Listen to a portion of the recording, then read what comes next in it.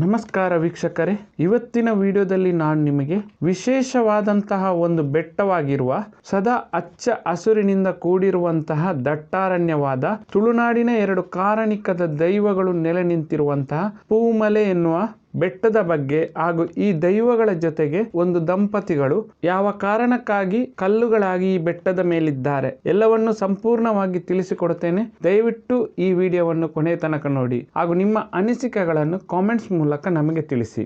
ದಟ್ಟಾರಣ್ಯದಿಂದ ಆವೃತವಾಗಿರುವಂತಹ ಈ ಬೆಟ್ಟ ಸದಾ ಹೂಗಳಿಂದ ಕೂಡಿರುವುದರಿಂದ ಮಲೆ ಅಂದರೆ ಪೂಮಲೆಯಾಗಿ ಹೆಸರು ಗಳಿಸಿದೆ ಎನ್ನುತ್ತಾರೆ. ಇನ್ನೊಂದು ಮೂಲಗಳ ಪ್ರಕಾರ ಉಬರಡ್ಕದ ಪ್ರಧಾನ ದೈವಗಳಾದ ಕಿನ್ನಿಮಾನಿ ಹಾಗೂ ಪೂಮಾನಿ ದೈವಗಳು ನೆಲೆ ನಿಂತಿರುವ ಕಾರಣದಿಂದಾಗಿ ಹಿರಿಯ ದೈವವಾದ ಪೂಮನಿಯಿಂದಾಗಿ ಪೂಮಲೆ ಎನ್ನುವ ಹೆಸರು ಪಡೆದಿದೆ ಎನ್ನುತ್ತಾರೆ ಇಲ್ಲಿನ ಸ್ಥಳೀಯರು. ಕುಕ್ಕೆಯಿಂದ ಹೊರಟು ಬಂದಂತಹ ಈ ದೈವಗಳು ತುಳುನಾಡಿನ ಹಲವು ಕಡೆಗಳಲ್ಲಿ ನೆಲೆ ನಿಂತು ಕೊನೆಗೆ ಈ ಪೂಮಲೆ ಎನ್ನುವ ಬೆಟ್ಟವನ್ನು ತಲುಪುತ್ತಾರೆ. ಈ ದೈವಗಳು ಪೂಮಲೆ ಎನ್ನುವಂತಹ ಈ ಅರಣ್ಯವನ್ನು ತಲುಪುವಾಗ ಸ್ಥಳೀಯ ಮಲೆಕುಡಿಯ ಜನಾಂಗದ ವಯಸ್ಸಾದ ಸುಬ್ಬ ಸುಬ್ಬಿ ಎನ್ನುವಂತಹ ದಂಪತಿಗಳು ಕಟ್ಟಿಗೆಗಾಗಿ ಅರಣ್ಯಕ್ಕೆ ಬಂದಿರುತ್ತಾರೆ. ಅವರಿಗೆ ಎದುರಾದ ಈ ದೈವಗಳು ಇನ್ನು ಈ ದಂಪತಿಗಳು ಊರಿಗೆ ಹೋಗಿ ತಮ್ಮ ಬಗ್ಗೆ ತಿಳಿಸುತ್ತಾರೆ ಎನ್ನುವ ಕಾರಣಕ್ಕಾಗಿ ಆ ಮುದಿ ದಂಪತಿಗಳನ್ನು ಕಲ್ಲುಗಳಾಗಿ ಪರಿವರ್ತಿಸುತ್ತಾರಂತೆ. ಸುಬ್ಬ ಸುಬ್ಬಿ ಎಂದು ಕರೆಯಲ್ಪಡುವ ಈ